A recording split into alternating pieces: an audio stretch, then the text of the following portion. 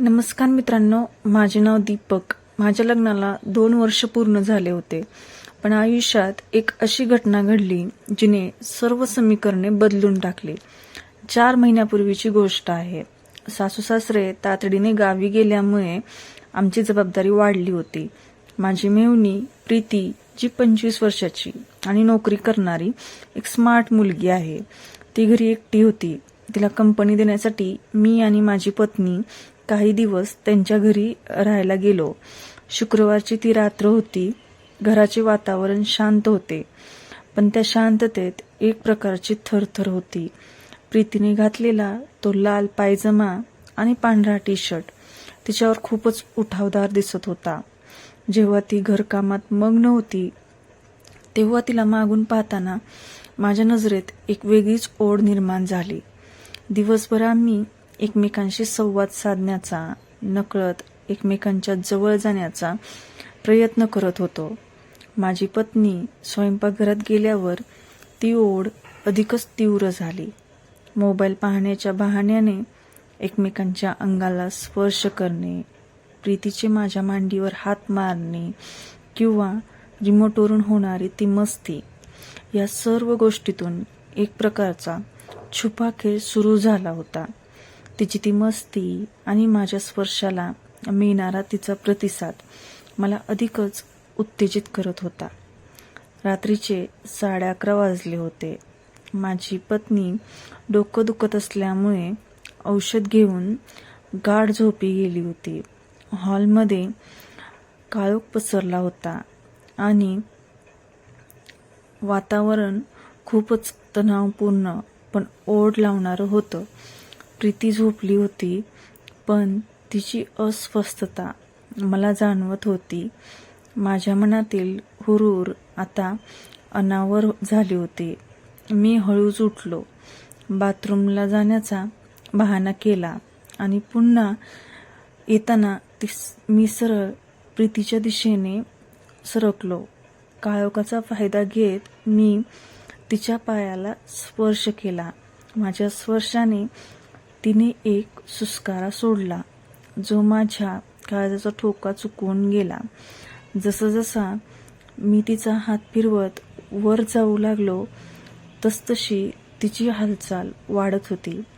तिने घातलेली मॅक्सी हळुवारपणे वर करत असताना माझ्या हाताला तिच्या मऊ त्वचेचा स्पर्श हळूहळू होत होता. हा स्पर्श इतका भारी होता की मला जगाचे भान हरपल्यासारखे वाटत होते. प्रीतीने एक हलकासा हात माझ्या पाठीवरती ठेवला, जणू काही ती मला अधिक जवळ येण्यास प्रोत्साहन देत होती. माझ्या ओठांचा स्पर्श तिच्या मानेजवळ होताच तिने पुन्हा एकदा सुस्कारा सोडला, जो खूप गुदमरून बाहेर पडला होता. तिच्या मानेचा तो सुगंध, तो ओलावा माझ्या सर्व इंद्रियांना जागृत करत होता. मी तिच्या कानाजवळ हळूच गुणगुणलो, "प्रीती, तू खूप जास्त सुंदर दिसतेस." तिने काहीही न बोलता फक्त मान हलवली. तिच्या मनातही नक्कीच वादळ चालू होते. काळोखाचा फायदा घेत आम्ही आता एकमेकांच्या अगदी जवळ आलेलो होतो. तिची हालचाल आता माझ्या पूर्ण नियंत्रणाबाहेर जात होती.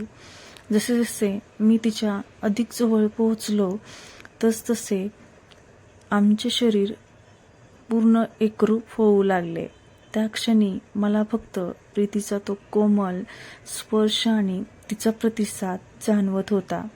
माझ्या पत्नीच्या बाजूलाच असलेला तो थरार मला एका अशा उंचीवर घेऊन गेला होता जिथे नीती-नियम किंवा नात्यांच्या भिंती धूसर झाल्या होत्या.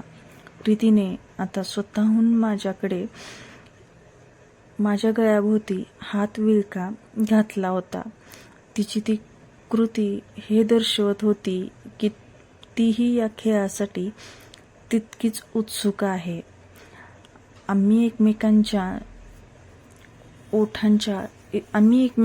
ओठांच्या इतक्या जवळ होतो की फक्त थोड्याशा हालचालीची गरज होती.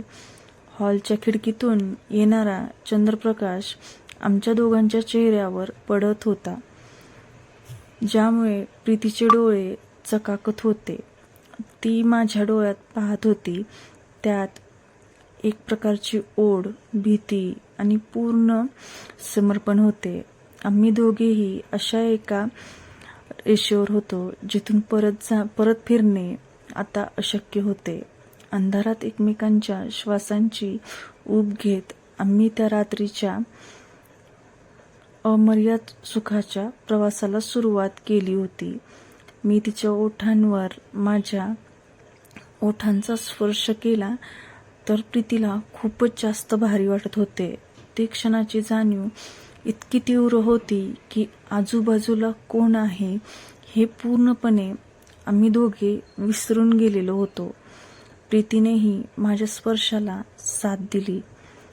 तिचा प्रत्येक श्वास माझ्या चेहऱ्याला स्पर्श करत होता, ज्यामुळे अंगावर काटा येत होता. आम्ही हळूच एकमेकांच्या मिठीत अधिक घट्ट होत गेलो. त्या रात्री त्या खोलीत केवळ आम्ही दोघेच होतो. काळ, वेळ आणि नाती या सर्वांच्या पलीकडे आम्ही एका अशा भावनेत वाहून गेलो जिथे फक्त मी आणि ती होतो, जिथे केवळ शरीरांचे मिलन आणि मनांची ओढ होती. प्रीतीची ती ओढ आणि माझा ध्यास त्या रात्री एका अनोख्या बिंदूवर येऊन थांबले होते, जिथे फक्त शब्दांची गरज नव्हती, केवळ त्या स्पर्शांची आणि त्या रात्रीच्या एकांतवासाची ऊब होती. ती रात्र माझ्या आयुष्यातील एक अविस्मरणीय आणि अद्भुत अशी रात्र होती.